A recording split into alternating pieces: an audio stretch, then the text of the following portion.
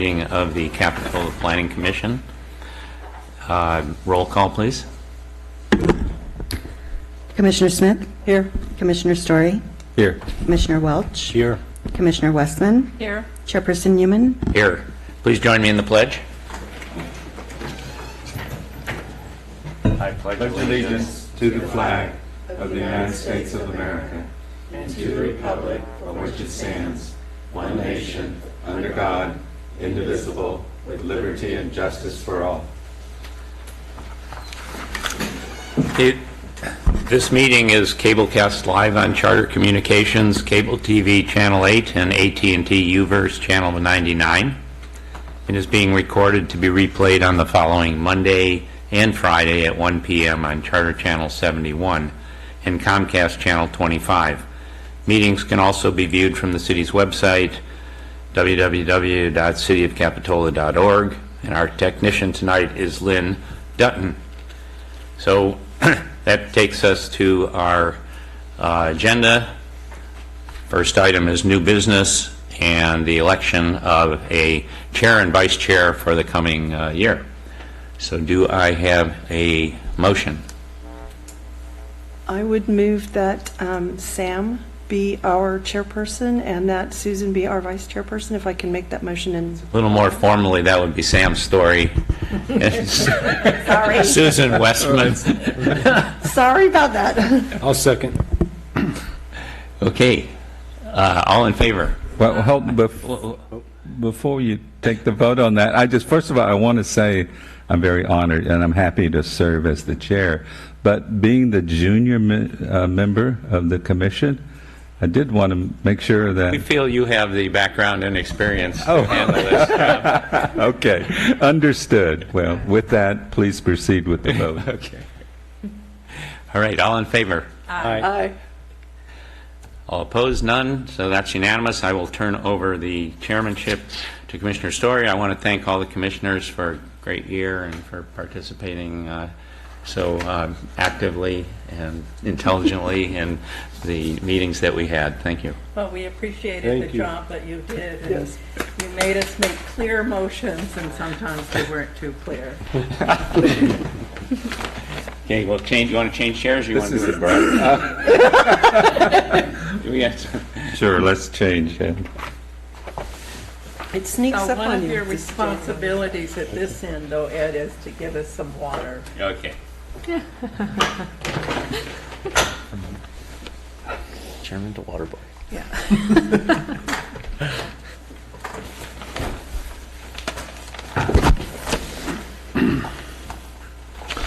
Well, that was an unexpected honor and privilege to be nominated and voted in as the chair of the Planning Commission. Thank you, commissioners. And also, Ed, I do want to thank you. I mean, with my year being on the commission, I thought, you were capable, ran a good meeting, and certainly appreciate your depth of knowledge on commission matters and issues, and I've learned a lot from you. So hopefully I can maintain your stellar work record here. Thank you. With that, let's move on then to commission appointments. We have the Art and Cultural Commission up next, and I'm the current planning commissioner appointment to the Art and Cultural Commission, but I'm happy to, if there's nominations or anyone else. Interested in continuing? Oh, absolutely. Yes. Okay. Yeah. Then I nominate Commissioner Story for the Arts and Cultural Council. I'll second that. And there's any other nominations? Seeing none, I'll close the nominations. We'll call for a vote. All in favor? Aye. Any opposed? Any abstention? The motion passes unanimously. So then we'll move on to the Traffic and Parking Commission. TJ, you're currently a representative there. I would be more than happy to allow somebody else the duty if they would love to jump in there. But I hear you do such Oh, I'm sure you do. a wonderful Yeah. job. I'm going to move that Commissioner Welch continue in that role. Just a I'll punishment. second that. So So the motion and a second to have Commissioner Welch be the Planning Commission appointment to the Traffic and Parking Commission. All in favor? Aye. Any opposed? Hearing none, the motion passes unanimously. Next on the agenda is oral communications, and the first item are additions and deletions to the agenda. Do commissioners have any additions or deletions and deletions to the agenda?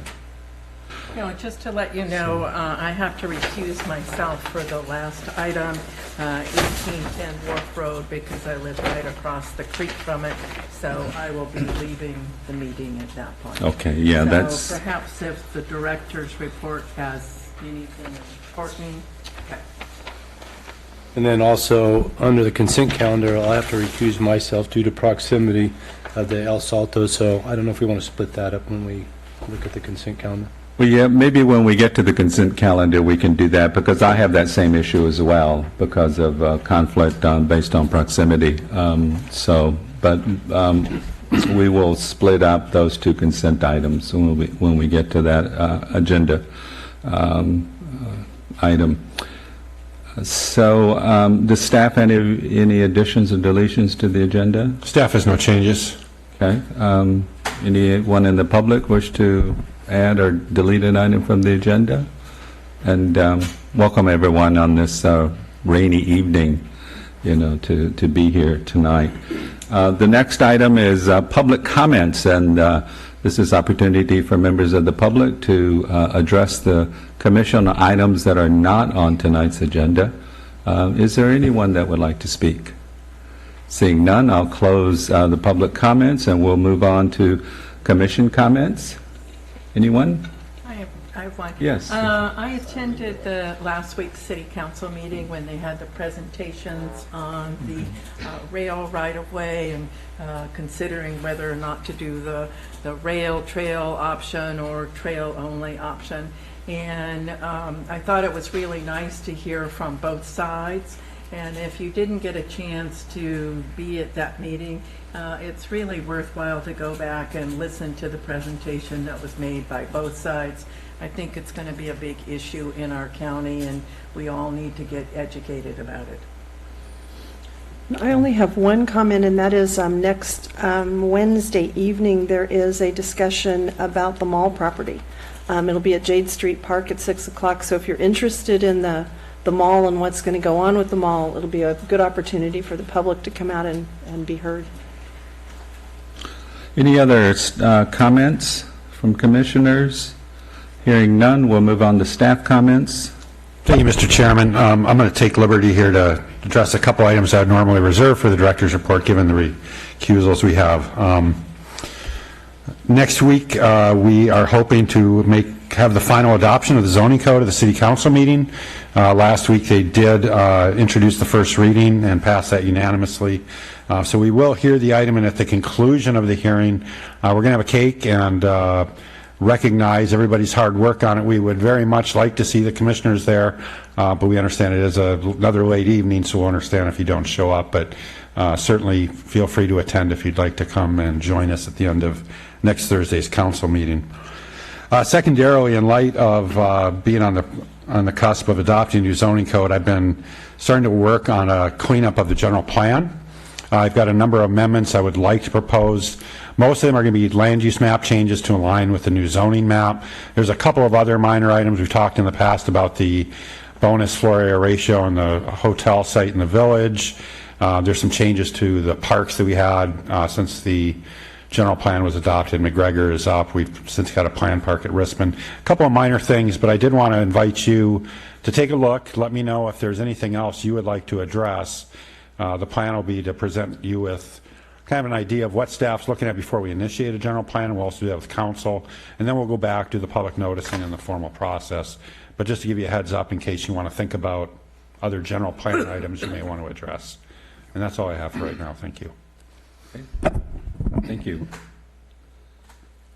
Next on the agenda is the consent calendar. These items will be approved or denied on one vote. So Is there any commissioner that wishes to pull a consent calendar item? I don't wish to pull the item, but I would, with everybody else's agreement of the commissioners, like to add a condition that per Leslie Dill's report request, that the posts on the porch that are now internal and the windows be documented prior to demolition. If we could add that as a condition, then I'm happy with it being on consent with no discussion. Okay. Are commissioners in agreement with that recommendation? I want to make sure, is the applicant here, and do they are in agreement, or do you wish to pull that item to speak to that? Hi, I'm Susan D. Cummins, the evening. building designer. So we're talking about making the windows to the historical review correct. Is that it? Just taking photographs of the existing windows inside and the porch posts that are inside the building now. Okay. Before you demolish them, just And you want that? Okay. taking photographs and then providing those to the Capitola Museum. Okay, we can do that. All right. All right, thank you. Is there anything else? Should I stay up here? Yeah, don't ask.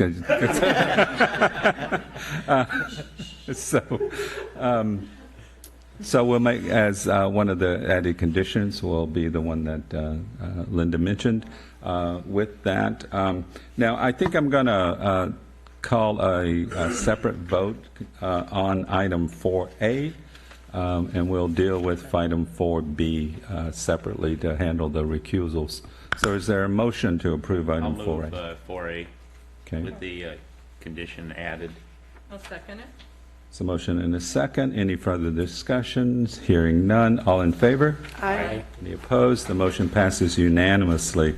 Now going to item 4B, we have two recusals, and this is just because two of us live too close to this property and to be able to vote on it under state law. So that's Commissioner Welch and myself. So maybe one of the other commissioners could take over and... Right. So this is an item at 510 El Salto Drive, a request for a one-year extension. Is there anyone in the audience who would like to pull this item, or any member of the commission? I would move approval. All right. I'll second it. All in favor? Aye. Aye. So it passes. Thank you. I'm back. So now we'll move on to public hearings for the evening. Thank you, Vice Chair. The first item, 5A, is 332 Riverview Avenue.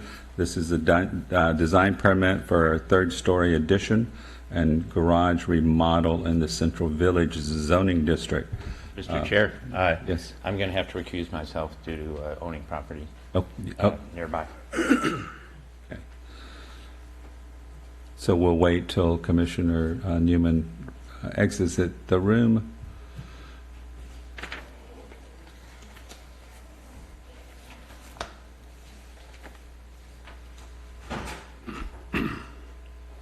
So continuing on, 332 Riverview Avenue, can we begin with a staff report? Yes, Chairman Story. 332 Riverview Avenue. The applicant is proposing a third-story addition and remodel of the first story to an existing single-family residence located in the Central Village zoning district.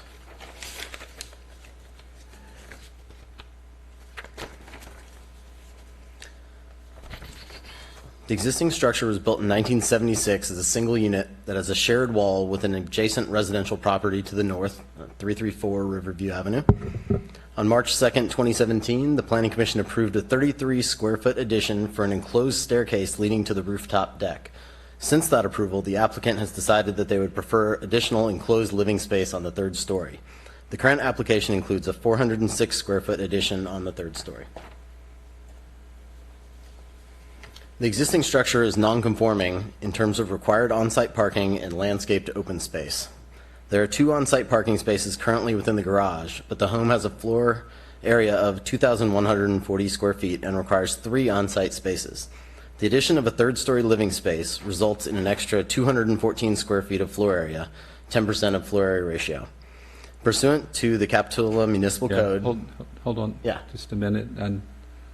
Oh, you're going to listen in, Ed? Yes. Okay. It's on television all over the city, I don't. Okay, so pursuant to the Capitola Municipal Code, parking is not required to come into compliance because the addition does not exceed 10% of the existing floor area of the home. That's shown on the slide on the left, by the way. Slide on the right.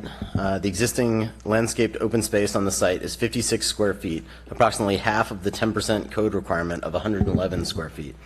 The remaining open space around the home is within a 2-foot strip along the rear property line and a 2.5-foot wide side yard on the south side. Neither of these narrow spaces is conducive to landscaping. The code allows nonconforming structures to continue as long as the alterations to the nonconforming structure do not exceed 80% of the present fair market value of the structure. Based on the construction cost formula in the Capitola Municipal Code section 1772070, the valuation of the 406 square foot addition is 39% of the fair market value, which is well under the 80% allowed for structural alterations to nonconforming structures. The home is designed with a rooftop deck that is accessed from an internal ship's ladder and latched skylight, shown on the left. The new third-story addition will add 406 square feet of living space and keep 179 square feet of decking on the third story. As you can see on the right-hand side, the living space extends out to the back of the property from where the existing deck was. 332 Riverview Drive is located in the Riverview Historic District. The area is a mix of historic beach cottages and newer single-family homes. Riverview Avenue is between Capitola Avenue and Soquel Creek. The avenue is very narrow, with structures built right to the street and limited street parking. The development pattern is tight, with little to no setbacks between structures on the east side. The homes on the west side of the street are on larger lots with open space between the Riverview Pathway and the Soquel Creek. The subject property is located on the east side of the street near the trestle. The proposed third-story addition fits in with the surroundings, as most residences on the same side of the street have either third-story decks, high second-story ceilings, or third-story living space. I walked around and took pictures of a couple of the examples. Some have small structures in the middle of the third story. Some have simply higher ceilings. There's some very creative architecture around there. And then I took one from the back, looking down the alley as well, so you can see that the 2 stories are up front, and then as you look farther down the alley, you can see the varied third-story structures in the back. Therefore, with the third-story addition, the structure will be comparable in height to neighboring structures. The structure shares a wall with 334 Riverview Avenue to the north, indicated by the dotted red line, and there's a 3-foot setback from the neighbor to the south. The third story is designed to step in on the south side, resulting in a 7-foot setback from the property line on the third story, so there are no shading issues. The addition is also designed with limited or no windows on the north, south, and east elevations to protect the privacy of neighboring properties. It's also designed on the north side with the expectation that there might be a third story on 334 in the future. So,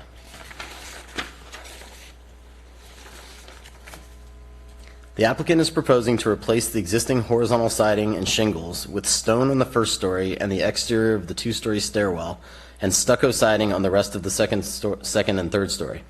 The home is not historic. The proposed addition is modest in size and blends in well with the existing home. So staff recommends approval of application 170309 for the third-story addition to the single-family home based on the findings and conditions of approval. Thank you for that staff report. Are there commissioner questions? Hearing none? Okay. I'll open it up to the public then. Does the applicant wish to make a presentation? Seeing none, I'll close the microphone and bring it back up for commission discussion and action. I don't have any difficulties with the project. I think it'll be a nice improvement to what's there, sort of updating the existing house. I just had one question for staff, and I was a bit curious why the downstairs bedroom is now going to be a storage room. I mean, were we trying to get around some square footage issues, or? Because it seems like it makes quite a nice adequate bedroom. So the square footage would be counted the same within this proposal. So actually, it was one item that we'll discuss further with the applicant. They're almost better off keeping a bedroom down there for floodplain reasons. Right. Once they convert it to storage, it can't be converted back. Right. But that was in their plans and part of their plan. So we'll discuss that further with them and ensure that when they get to building stage that they want to make that change. Thank you. Okay, any other? I just have a Comments? couple of comments. I had difficulty with these plans, the way that they were laid out. It wasn't easy to figure out what was changing, comparing the new and the old. So that's just more an input for staff. I had a hard time ferreting my way through this one. The garage remodel is, as I understand it, the only thing about the garage that's being remodeled is that bedroom turning into a storage room, and I wouldn't really consider that part of the garage. But having noted the garage remodel in the description, I went looking for it because I wanted to make sure that it wasn't getting any smaller, since it only parks 2 cars. In expanding the rooftop deck area would normally lead me to look at it as making a crowded space even more crowded. But when you look at the configuration and when you go to Google Earth and you look down on it, I don't think that expanding the living space into the back is going to have any adverse effects around. So the only comment that I would like to have added is a condition that there can't ever be additional rooftop deck. Because we've had in the past a skylight that accessed a rooftop deck, and now you've got a new flat roof with a skylight, if we can just make it really clear that if they're looking at it 25 years from now, they can't say we had access to that rooftop deck. Other than that, I could support the project. Commissioner Smith, I think the best we could do would be to put a condition on there that any expansion of the deck would require planning commission approval. I think a property owner would have the right to apply for it, even if we said you can't do it. Right. So if that would satisfy you, we could easily do that. If that prevents that skylight from being an operable skylight that would let people pass through it, then yes, that would. So you're concerned about the 3rd-story roof becoming a deck. That's accessed through that skylight. So we would just make it clear that if they wanted to convert roof on the 3rd floor to a new deck, it would have to come to the planning commission. Understood. Sure. You did? No, I don't have issues with it. I think it's nice they worked within the system of our ordinance and is going to make it a nicer place to look at. And it's nice to see that Riverview get cleaned up in a slow, long over a period of time. But I think it's going to add to that street. So I think it's a nice job. Right. Thank you. And for my comments, I mean, this project is in compliance with all our zoning requirements, and it will be a nice improvement. I did have maybe a couple of questions. One is concerning the actual construction, and it looks like it would be quite extensive. How are they going to handle that on Riverview? Are they going to have to block the street? They'll have to work with our public works and go through exactly what process it'll be for managing the street during construction. Right. Well, I think there should just be appropriate notice to the neighbors about when that's going to happen and to the extent of how much it may actually block access or the throughway in that area and for how long. Hopefully the staff can monitor that and make sure it won't be too much of a burden on traffic going through, and hopefully limiting the amount of time when that should occur. The other is the non-conforming landscaping requirement, and I was just thinking whether and I know that there's not adequate space to provide for 111 square feet, but would planter boxes qualify to add additional landscaping? Along Riverview, along the street? Yes. Yeah, on other projects, we have required, landscape plans have come in with planter boxes before, so you could, if you'd like to see more planter boxes, you could request them as a condition.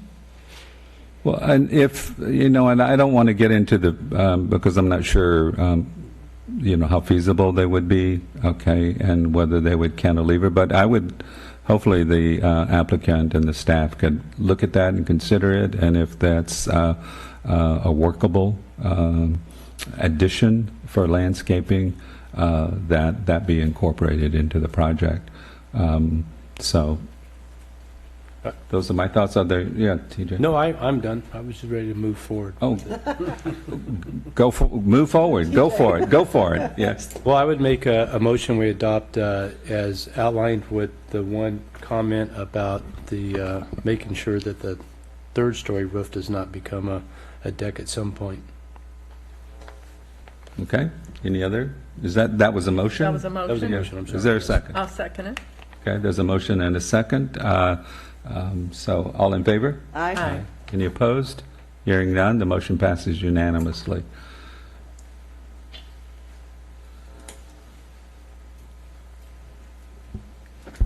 As I mentioned, I have to recuse myself for the next item, so I'll see you all at our next planning commission meeting. Susan, All right, just so good you night, know, Susan. I'll say this at the end, I won't be here in February, but Okay. I'll see you again in March. All righty.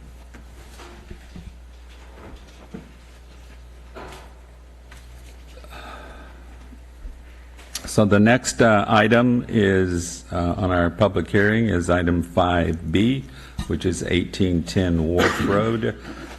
This is a design permit, conditional use permit, and coastal development permit for an addition to a historic single-family residence with a variance to the front yard setbacks for a new detached garage with an accessory dwelling unit above an additional height for a recreated historical water tower. It's all located in the single-family automatic review zoning district. We'll start with a staff report. Okay, thank you, Chairman Story, and good evening, Commissioners. Before you this evening is an addition to a single-family home at 1810 Wharf Road. This project came in at the very beginning of 2017 when it was purchased by a new owner, and initially we sent out for a historic review of the property to really assess how old is this property and what are the character-defining features of the home. Following that, this past summer, late summer, an application came in. I should say, after the historic review was done, the architectural historian Leslie Dill gave advice to the designer Derek Van Alstyne on exactly where an addition would be appropriate on this historic home. It is one of the oldest, we think maybe the oldest single-family home in Capitola, and so it goes back a ways. So really, there's been a lot of oversight in this application with the contracted architectural historian, and essential to the project was preserving the original T-shaped cottage. And modifications have occurred to the rear of the building over time, but a lot of the original materials are there, the board and bat siding, and the architectural historian's advice was to keep the form of the original building and then to place the addition off the back and possibly within a detached structure. So this is really the outcome of this. The design was really a result of those early conversations on how to preserve the original structure. So with that, I'll give you an overview of the project. 1810 Wharf Road backs up to the Soquel Creek. As you know, there's a riparian corridor there and a requirement that there's 30-foot setback from the riparian corridor. The applicant has placed a new addition off the back of the home, so they've really maintained the original roof lines of the structure and the additions off the back, as well as a new detached garage and a second story on top of the detached garage that has a secondary dwelling unit. So this is the front elevation of the home. One feature of the home that originally existed was a water tower that was removed. The applicant is proposing through photo documentation to bring that architectural feature back. They're requesting a variance up to 31 feet. Under the code, you're allowed up to 27 feet for, in height for a historic, to match historic elements. So they're asking for a 4-foot variance from that 27-foot exception. And then here is the secondary dwelling unit that's proposed above the garage. These are the side elevations of the project. So here I highlighted in yellow the areas of the new additions. So you can see they've really tried to keep off the front of the structure and place the new additions on the back. And then the rear elevation is the elevation that will change the most in this development. So really there is minor characteristics within the water tower on the first 2 stories that would be from the original home, but otherwise it's really replacing the whole back of the home, and then of course the new garage with secondary unit on top. The parking, this evening, our original staff recommendation was to move approval. At the last minute, there was a change to the parking configuration on this property. We're actually, this evening, we talked about possibly taking this off the agenda. We decided it'd be better to get feedback on this application this evening, and staff were going to recommend this be continued because of the parking. A new spot was created at the south end of the property, and as you'll see here, by creating a new spot on the south end of the property, it's going to eliminate 1 on-street parking space. And in this area, it's in the coastal zone. It is an area that's utilized for parking quite frequently, and it doesn't make sense when you have such a large lot to be taking off a parking space on the street. It should really be incorporated into the site planning and design.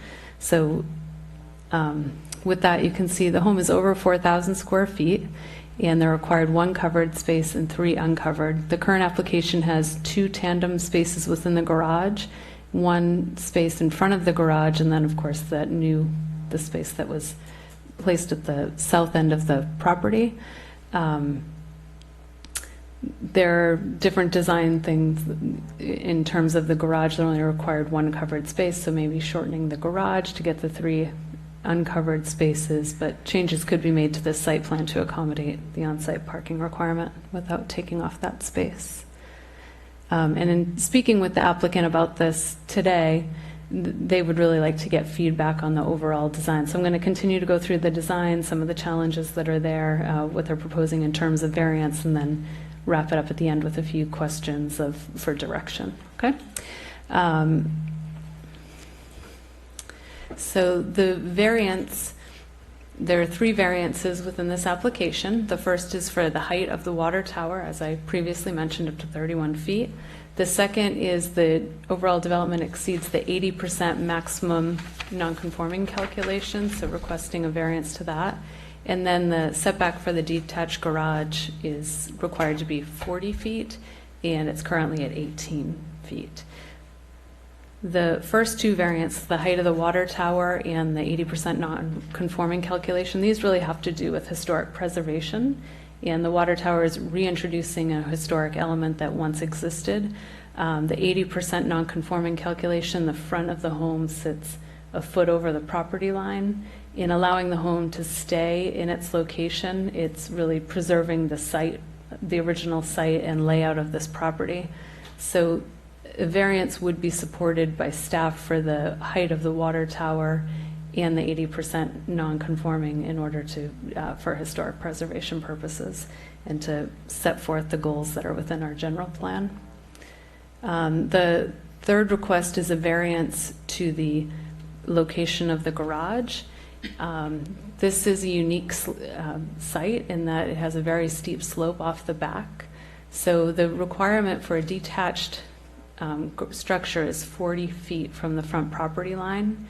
And essentially by requiring that 40-foot setback, it would be very difficult to have a detached garage on this site. And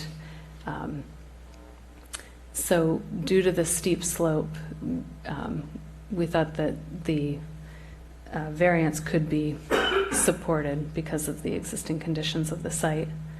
and it would not be perceived as as giving them something that is not, that other people in the direct neighborhood are experiencing under the same zoning. All along Wharf Road, the homes are closer to the street because of the steep slopes that go down to the Soquel Creek behind. And now I'll go into the secondary dwelling unit. The secondary dwelling unit is a 2-story element, board and bat. First story is garage, second story is the secondary dwelling unit, and as you can see, there's a deck proposed off the back of the unit. The current code for a secondary dwelling unit, it's limited to a single story and not taller than 15 feet. The front yard setback would be the same as the primary structure, which on the second story would be 20 feet. Side yard setback of 5 feet and a rear yard of 8, so they're exceeding the single story height. This evening, in the staff report, we raised that the Planning Commission can either require a redesign to remove the detached second story because it's not allowed under the current code, or as you know, there's been recent legislation updating the secondary dwelling ordinances requirements from the state level, and our current code is out of date and not in compliance with the state regulations. The new code is about to be adopted next week, but then it's going to have to go through the coastal process, so we're probably at least a year out from this taking effect. So the Planning Commission could also direct staff to make a finding that the city's current regulations are overly restrictive and therefore inconsistent with state law, and at that we could apply the draft standards that we have because of it being inconsistent with state law. So under the future code, you'd be allowed 2 stories up to 22 feet. The front yard is, the front, side, and rear yard standards are, well, front and side are the same, and then the rear yard, there's a 10-foot setback requirement, which this well exceeds. I think it's about 80 feet from the setback of the rear yard. The applicant, at the request of the neighbor, put up the scaffolding that you're seeing on the image, and this shows at the far edge of the second of the garage what it would look like, the massing, so you can see actually the roof, how it would be shaped, but this would extend closer to the road. But just to give you an idea of the massing that they're proposing and what a second story would look like, the water tower with the 31-foot element would be higher on the right, so it actually, the building to the right would be larger. And this is the windows of the neighboring property, just to see how that relates. So staff is recommending a continuation to the March 1st, 2018 meeting so that the applicant can revise the on-site parking and not impact the street parking. And we're also requesting that the Planning Commission provide the applicant direction on the proposal, specifically the direction on parking, the variance requests, and also the secondary dwelling unit, if they should require a redesign without a secondary dwelling unit, or support making findings about the city's current regulations. And then fourth, they'd like to hear more. There was a condition by the historian that they would like to see, the historian recommended that the home be preserved in place and the walls stay in place while they're doing the doing the addition. The applicant, I'll let speak to that this evening, of the what they're projecting in terms of having to replace walls and exterior materials, but they'd like to get some input on whether or not a reconstruction project would be acceptable. We actually take down the walls and place materials back onto the walls, or if it needs to be preserved in place. So with that, I'm available for any questions. Other questions? If I could, I just want to clarify, the height allowable would be 27 feet and not 25 feet, right? Correct. So the zone height is 25 feet, but there's an exception for historic structures up to 27. Thank you. Any other questions, TJ, Ed? Could I get a clarification about on item 3, the second bullet? a finding that the city's regulations concerning the second story and the ADU is overly restrictive. But then it says, therefore inconsistent with state law. So it would seem, if that's the case, then how could we enforce not? Are you saying that the state law allows them to have a second story? So It does, and it's just our... not necessarily. So the state code passed legislation last year, as I think we've discussed when we were going through the zoning code update, that significantly relaxed development standards for ADUs to promote development of more affordable housing. As part of that, agencies throughout the state are required to relax their own ordinances and standards, and we've done that through the zoning code update. You and the city council have relaxed standards to a great deal on secondary dwelling units, including the provision to allow a second story unit. The ordinance today does not allow it, but when we were talking with the city attorney's office about, for example, the lot size requirements, could we keep a minimum 5,000 square foot lot size, or would they be too restrictive? They said, well, let's take a look at how many lots you have, and so we did a lot of analysis on that to determine, well, does this allow enough development potential of ADUs? The city attorney was satisfied that they did. We didn't specifically look at the 1 versus 2 story difference, but I think it would be reasonable if this commission said, well, we've already relaxed our standards, they're just not adopted yet. The state has told us to relax standards, and so this would be keeping it with state law. And I would compare it to our old wireless ordinance. As you recall, our old wireless ordinance didn't allow wireless facilities, I think it was within 2,000 feet of the coast. And that was in conflict with federal law. And for a long time, we sort of ignored that because we knew it just wasn't compliant until we got sued and had to change it. So I think this is somewhat similar in that we have state law that trumps local ordinance. We're in the process of updating it. And so I think the commission does have some discretion to say yes or no to a second story based on that. I don't think you're required to, but I think you have that opportunity. Okay, so we wouldn't necessarily be in violation of state law if we were to deny the second story? No, not necessarily. There's nothing in the state law that says you must allow the second stories. You just must allow enough opportunities to advance affordable housing goals. And I think we could make that case either way. Okay. You know, I was thinking maybe there's 4 points up there that I think that maybe staff and the applicant are looking for direction on. Maybe we could take each one in order, starting with the parking issue. Yes. Should we have the public hearing? I was going to address that same issue, but I thought I'd wait till after the public hearing. Oh, good point. Thank you. Well, maybe I'll open it up to the public now if the applicant wants to make a presentation and maybe speaking to these 4 points that.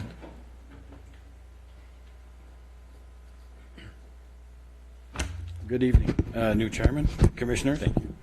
I'm Derek Van Alstyne. I'm the designer of this project. And where to start? This is a very complex project. This isn't the first historical project we've done in the city of Capitola. We've done 2 on Central, both of which started out as remodels and ended up being taken apart stick by stick because of the condition of the buildings and completely rebuilt. In the first case, 119 Central, once we got into that project, the building was so far gone that the building inspector said, "I'm going to red tag it right now. We need to get out of here." He didn't like standing in the building. But what we did with that was we were able to catalog it. We cataloged all the pieces. We took everything that could be saved, and I think that was a very successful project that speaks well to what can be done if you set your mind to it. We can keep that sense of place in history, and we can keep this feeling from the street being the same, and still end up with a building that's well built and will withstand earthquakes and be up to current standards. The same was true with 124 Central across the street, which was structurally a mess. It was very difficult to deal with. The front of that building, I think, speaks to what can be done. It was very nicely replicated, I think. And it has the same sense of place that it did before, except that it's new. Another one was the house that we did on Fairview, the second house in on Fairview, which was 12 feet wide and 84 feet long. That was also a complete tear down and rebuild. But it totally replicated the house that was there, down to the pieces of wood on the gable ends. And then lastly, 124 Central, excuse me, not 124 Central, 429 Riverview, the one we're finishing right now, which for the most part was new. We had to rebuild it from the inside out, but when we got to the siding, it became a problem because it's almost impossible to waterproof it from the inside out. In fact, it's technically impossible to do. So we find ourselves looking at this project, and this house is 165 years old. It's a wooden structure that's way past its useful lifetime. We're absolutely willing to take it apart and put it back together again. But in order to do it properly and to waterproof it and have it be a viable solution, it really needs to be taken apart, cataloged, and put back together the same way the other ones have. It's ludicrous to think you can do otherwise. Even though we started out the buildings on Central with being able to do that in mind, that's not what ended up happening eventually, and it's a tough row to hoe. The historic portion of this property is what drives everything about it. The addition to the house is actually fairly modest. The floor area ratio is allowed to be 60%. We're asking for half of that. We could easily accommodate that if we didn't have the historic placement of the house to deal with, and we also have a tree that's in the way of the driveway in front of the garage.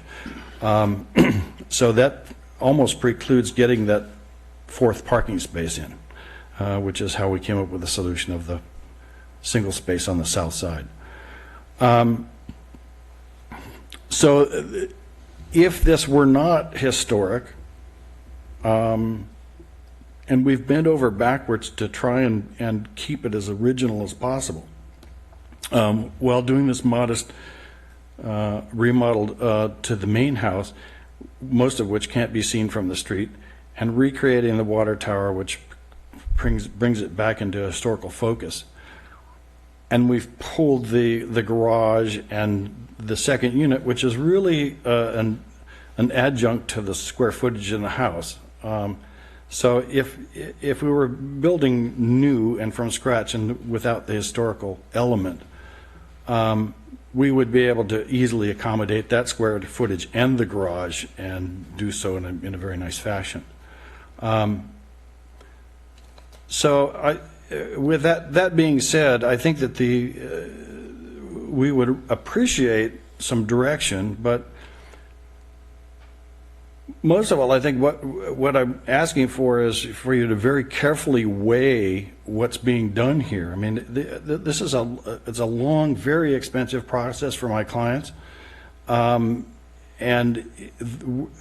they've actually been really wonderful and accommodating in making sure that we get the historical portion correct. And in order to do that, that's how we came up with the ADU in the garage and the other parking space.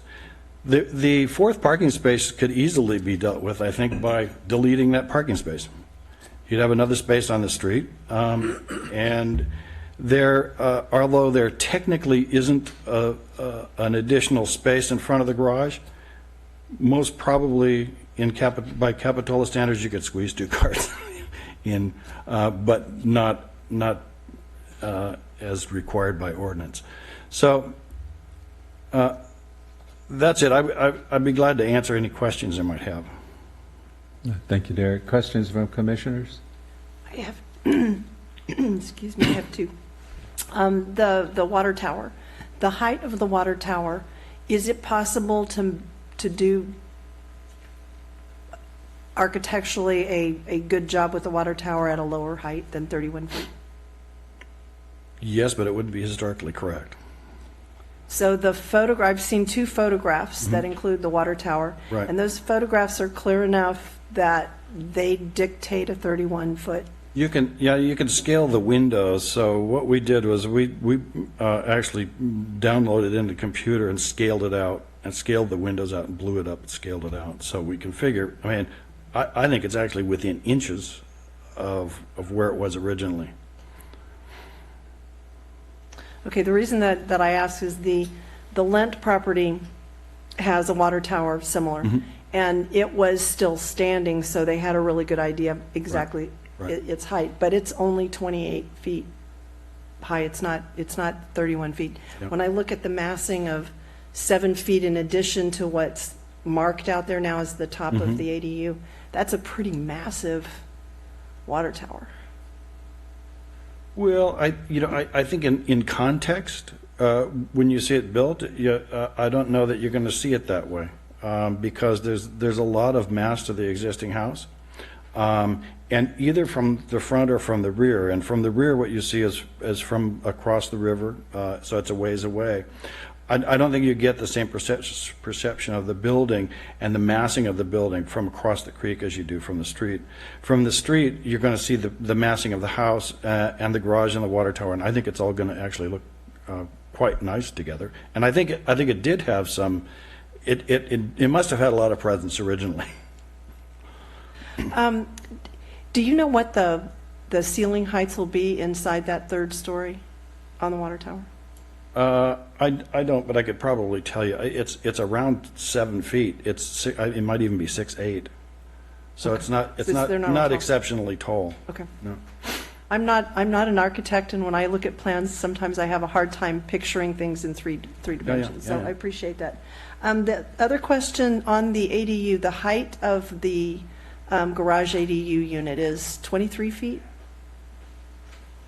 No, it's 20, 23 feet, 8 inches. 23 feet 23 8 feet, inches. 8 inches. Thank you. Okay. And to answer to anticipate your next question, could it be brought down to 22 feet? Yeah, probably. Okay. I was going to be a comment, not a question, but thank you. I don't have any more questions. Okay, thank you. Any other commissioners with questions? Yeah, Ed? So this might be more for the owner, but I don't know if the owner's planning to speak, so maybe you can help me with this. I'll do my best. I'm going to speak to that point, number 3, second dot, that Commissioner Story brought up later, but one of the alternatives is to wait and do the ADU when the new code section is finalized. And how is that as an alternative for the owner? I don't think it's a realistic option. I would encourage you to look at it as part of the historic portion and say, as a result of having to facilitate everything within the existing T-shaped structure, that the only way to get any additional space other than what we put out the back, which is modest, was to do it over the garage. So, I mean, In best case, when would the owner begin the project? well, that all depends on you. Well, let's say So, if you're approved sometime in February, is he going to start up the project right away? I would think so. If we had, as soon as we had building permits, we would start. And how long will the project take? It'll be a year. So, yes, that is a possibility. Yes, that is a possibility. That's possibly what it'd take her, yeah. I just thought of one more question, if you don't mind me double dipping here. Can you put the slide back up with the part that shows the parking? Because it's my understanding that one of the reasons that it's staff's recommendation that we continue this item is to allow you guys to come back with a different parking scheme. And I'm just wondering what that might be. We've circled the wagon around that a number of times from the beginning of this project. The problem is that there's a huge tree out in front of a garage, and the neighbors don't want to lose any of that on-street parking. So there's not enough room to get around the tree and then park in any other position other than 3 in tandem. So it makes it very difficult, which is why we showed it as being on the south side and creating a new entry, essentially. I think they'd rather not have that happen, but finding another solution is very difficult. Because of the historical aspect, there wasn't any other place where we could add on to the front of the property or to the side, and Leslie Dilt specifically set that portion of the parcel aside and said, if you build over here, even if you build 2 stories, it's fine because it doesn't obstruct the view of the original structure. So right now what I'm seeing here are 2 covered and 1 uncovered spot. Correct. Yes. There were photographs that we looked at earlier that showed, I believe, a small RV and a car parked on this side of the property behind the fence, so it would not interrupt any on-street parking. Is that an option, or are you telling me that trees blocks that from really being there? Once the garage is built, the tree blocks it.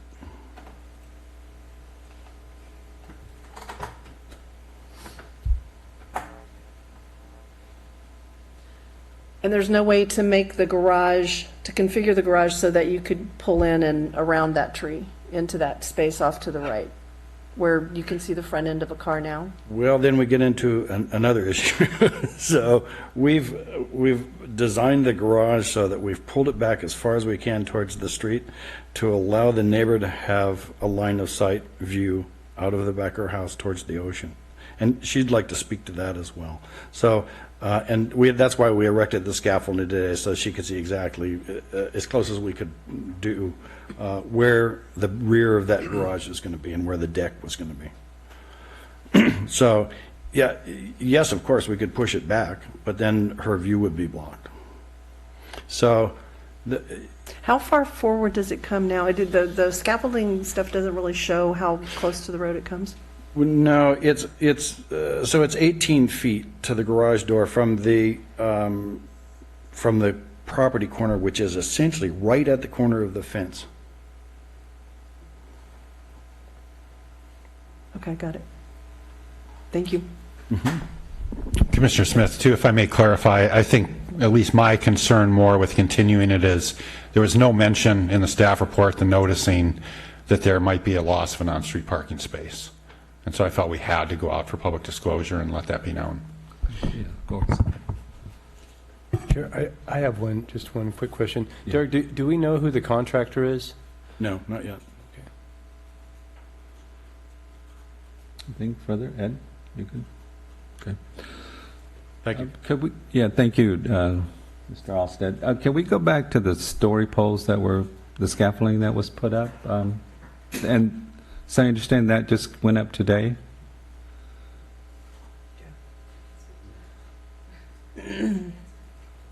It went up yesterday afternoon, and then they put up the ridge this morning. Oh, yeah, and the deck. I didn't realize the deck.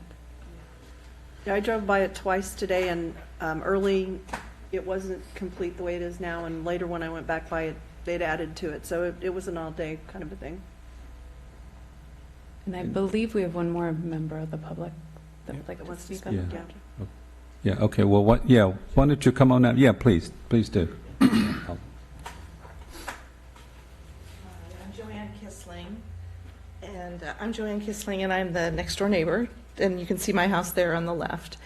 And I've emailed you and sent pictures, and I had to wait until the scaffolding was up. I thought yesterday's scaffolding was all we were going to have, so it came in a couple of pieces. But I just want to recap what I said in email, which is, I think it's fabulous that this historic home is going to get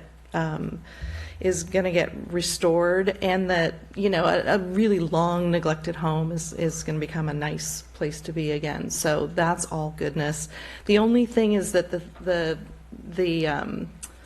ADU at 2 stories is going to run the entire length of my house and be just basically a solid wall blocking light and view that's currently there. And the deck off the back also, and then it also blocks some of the view to the ocean, and the deck especially.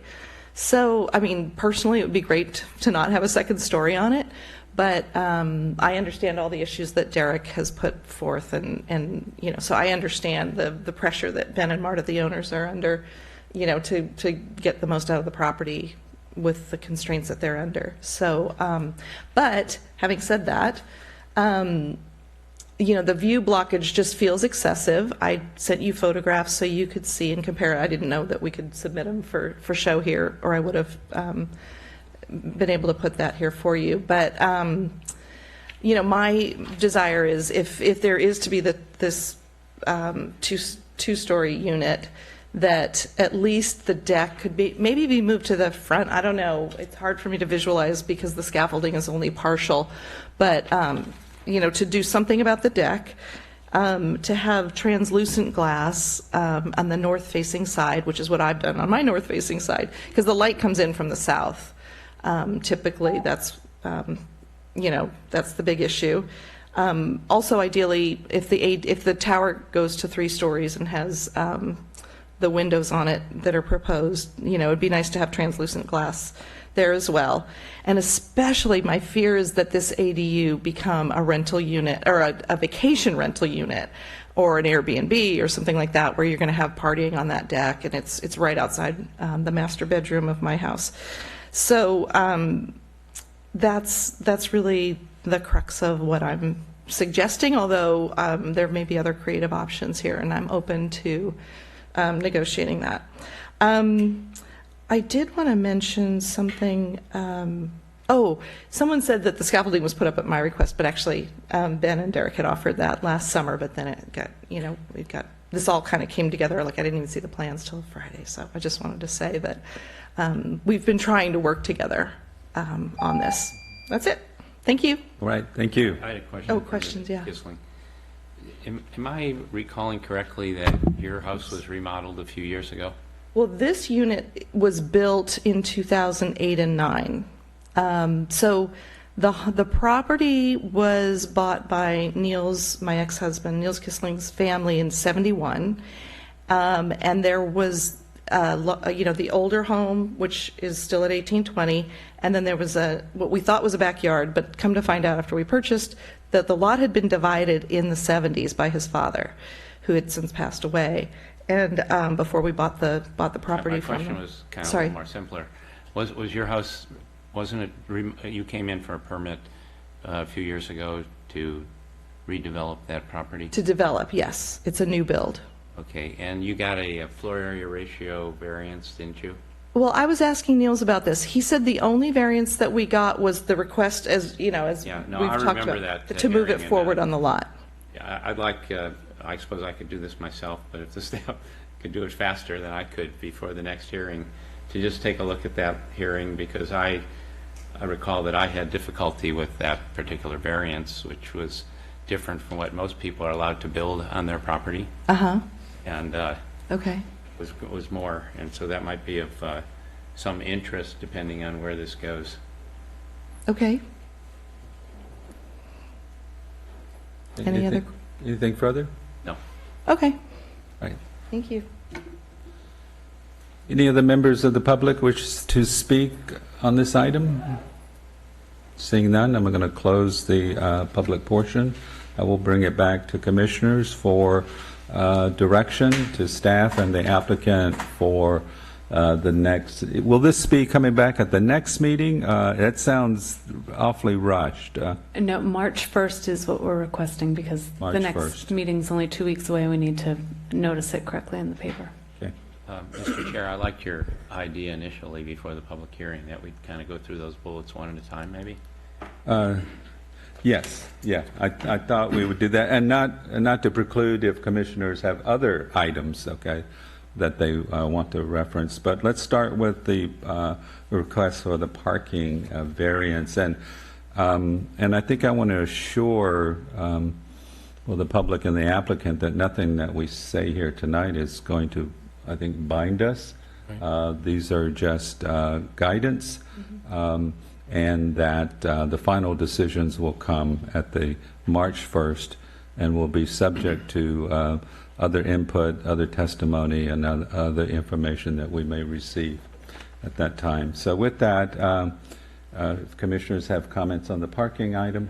Yeah, my initial reaction to this new parking space is that it's shooting ourselves in the foot here. We're basically taking away a public parking space on the street and giving it to the property to use. I would rather see a variance to 3 parking spaces than do that. Yeah. Any other comments on that item? I would agree. I'd rather not see us, I'd rather see looking towards a variance as opposed to, or another option on the property, you know, some way of getting around that tree. There's a lot of room towards the front of that house, so. I hate giving variances for parking, but I have to agree. And if you put that thing, your slide back up there, I think that I was, earlier when I said I see 3 parking places, I did not see the 4th parking place. And it is at the other end, so that's where the street parking goes away. It doesn't go away up by the tree, because that's landscaping in front of there. Okay. Yeah, and I think I would concur with the statements being made about parking. But however, if there is going to be a variance, I would want to be assured that it meets the criteria of a variance without being a special privilege. So there has to be the demonstrated findings for a variance. Otherwise, the parking should be located on the site. Anything further on that item? Then we'll go to item number 2, which is the water tower height. I'm usually the first one to jump up and down and say that historic, preserving or restoring a historic characteristic is really a great thing to do. In this case, I read Leslie's early reports, and it was feeling to me like the water tower wasn't part of the original structure.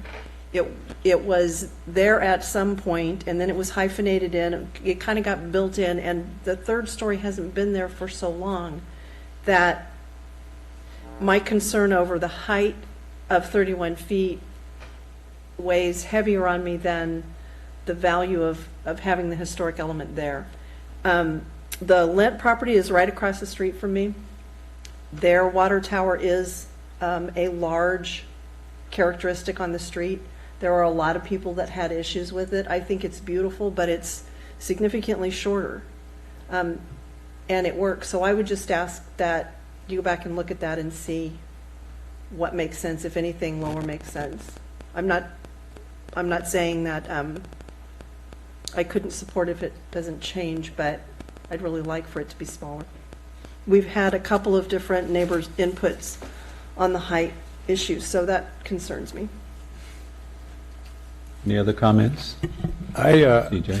I think the height actually adds to the massing and makes it a more attractive part of the structure, and stands out as what it is a water tower, not something that's kind of built like a water tower attached to the house myself. And I don't know that the massing really takes away from any view shed or lighting from other properties. I think it's located in a place that makes it a great place to do that. And given the fact that this is, so I guess, they're guessing one of the oldest single dwellings in the city, I think it'd be nice to try to get back to as original as we can and have that. I think it would be a nice addition to the structure overall.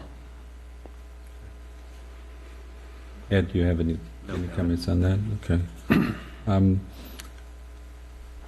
I think my thoughts, I have some concern about the height and the variance based being 4 feet over the limit. However, I understand trying to bring back and preserve historical elements. When this comes back, I think I would like to be assured that this is a true representation of the original historical water tower that was there. It's kind of hard to tell. There are photos in the agenda packet, but it's hard to get a sense of what were the specifications as discerned from the photos and the calculations that were done to support that particular historical variance. So I just think I would like to see more evidence if we're being asked to go in that direction, that it is verified and to support the variance request.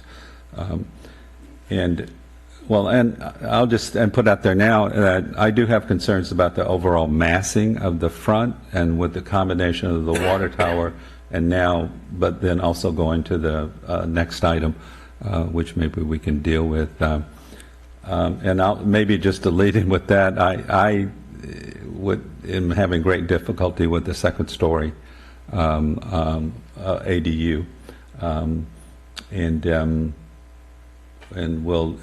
I'm not.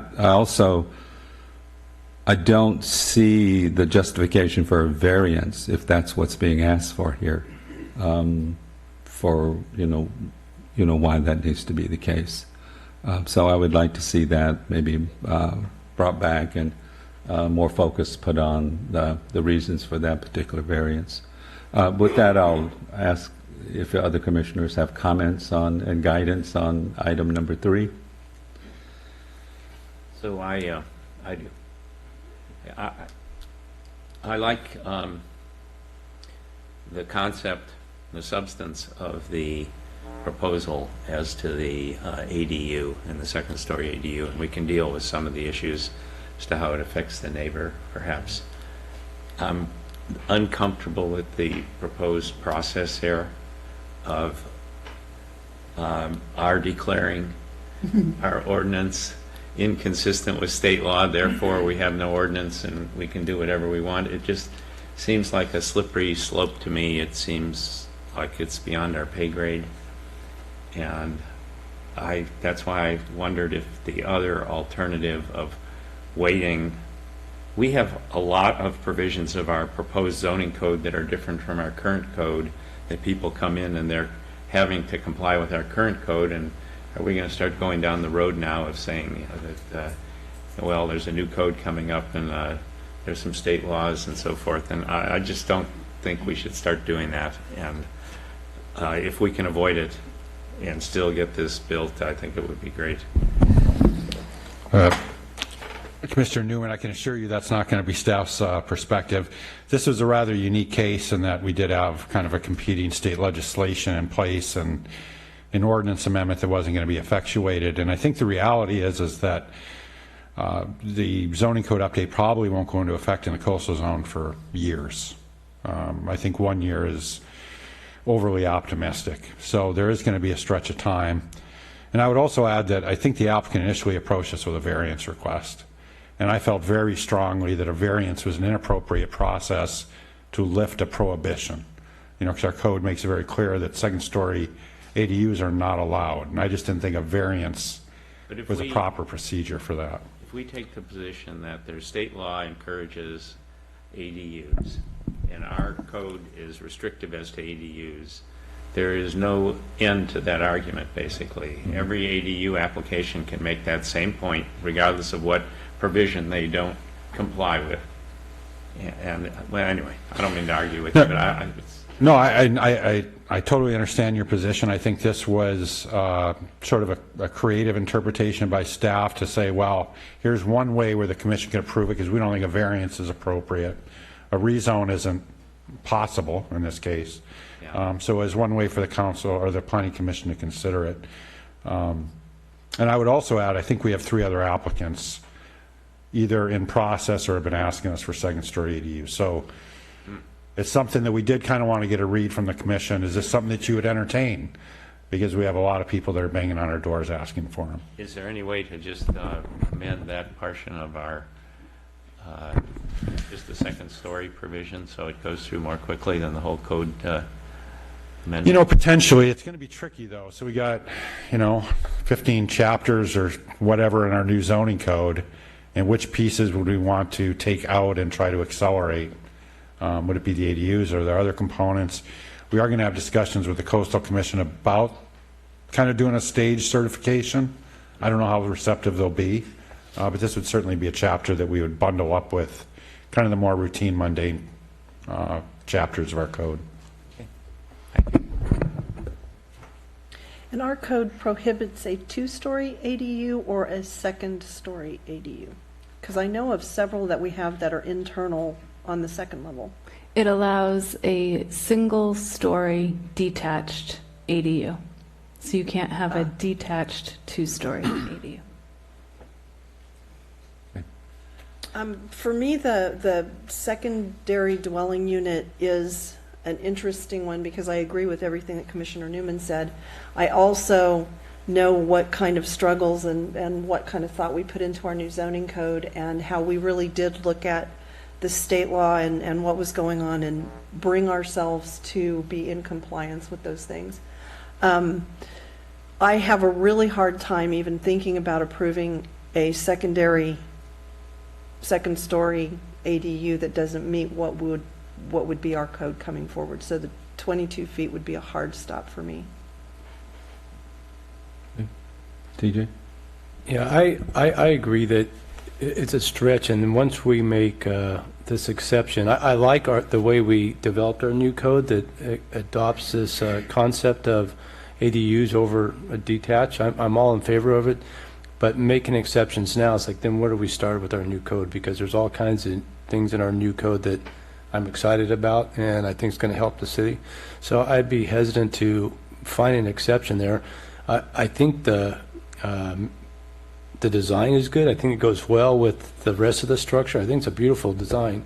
I think it's nice that they moved it as far forward as they could to allow the view shed and lighting for the neighbor. But I would agree with the commissioners on the rest of the as far as it not being on our current code and the height, I think we can work on. But I'm going to call this double dip night because I'm going to do it again. The other thing that I would comment on is the second floor deck. As we get more ADUs and they become living spaces, I think we need to be very, very careful about the second floor decks. And they need to be on the front of overlooking the street, overlooking a park, overlooking an empty place, and not, affecting the neighbors. Okay. Anything further on that item? Hearing none, let's move on to item number 4, reconstruction versus preservation. I'm going to jump right in here again. Having lived through the Lent property and some of the other ones that Derek mentioned, I completely agree and support his position that it can be done so that you get the historical characteristic, you get your elements back, and you still have a good structure. Leslie's report and her requirement for that Section 6 is for rehabilitation.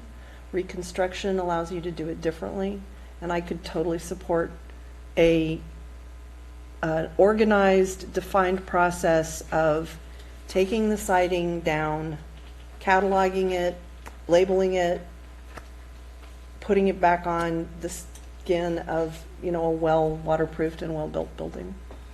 yeah, I would agree, and it's one of the reasons I asked who the contractor was, because I think when you look at the property on Central and the church on Escalona, the contractor did a phenomenal job of doing the reconstruction, cataloging it.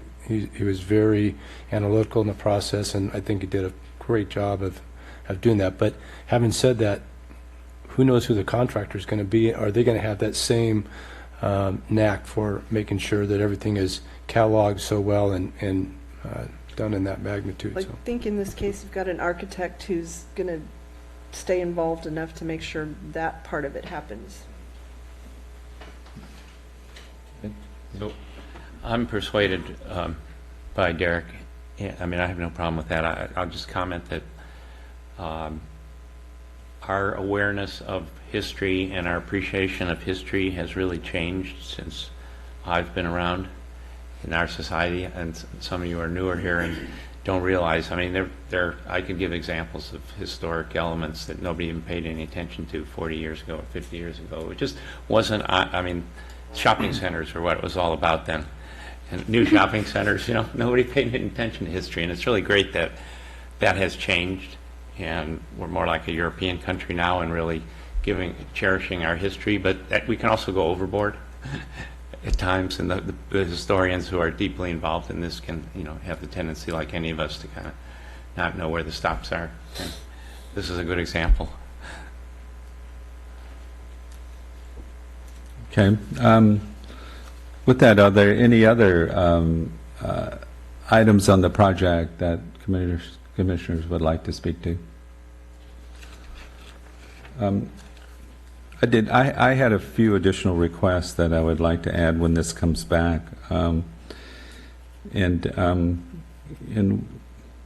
First, I had a question about the front fence, and what is the plan for that front fence? Is it staying? Is it being rebuilt? Or The fence they'd like to rebuild, and we'll build that into the next staff report, asking for an exception at 6 feet in height along the so front. there's going to be a variance for the front fence as well?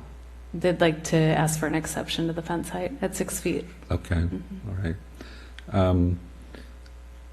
So I would just caution that that should be, very well justified. Also, during this process, there's a reference came up to that this is a sidewalk exempt area.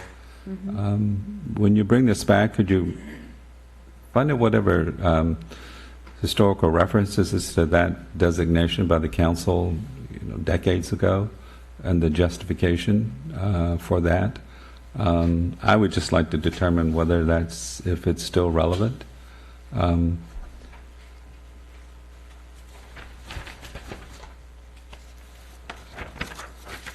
Also, the condition says that the landscaping plan will come at a later date. I would like to see it when it comes back at the next meeting.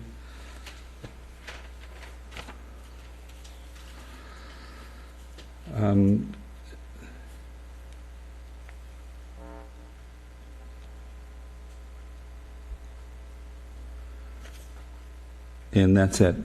All right. Anything further staff feels that we need to give guidance on, or? Yeah, I think if you'd like me to recap, I could, but it sounds like parking, either place it on site at the correct entrance or a variance could be considered.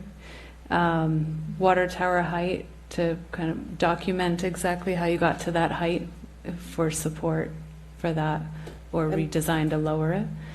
And then the secondary dwelling unit, it sounds like to require redesign without the second story element at this time.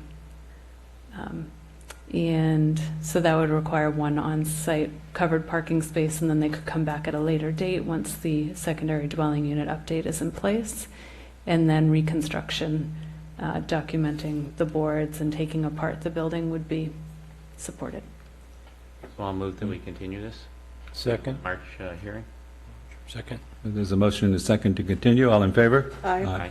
Motion passes unanimously. Thank you, everyone. Next item is the director's report. I don't have anything additional to share with you this evening. Thank you. Any additional commission communications? The only thing that I want everybody to know is I will miss the February meeting. I'll be in Texas, so I'll think about you, but I won't be here. Thank you. With that, I'll adjourn this meeting. Thank you, everyone, and good night.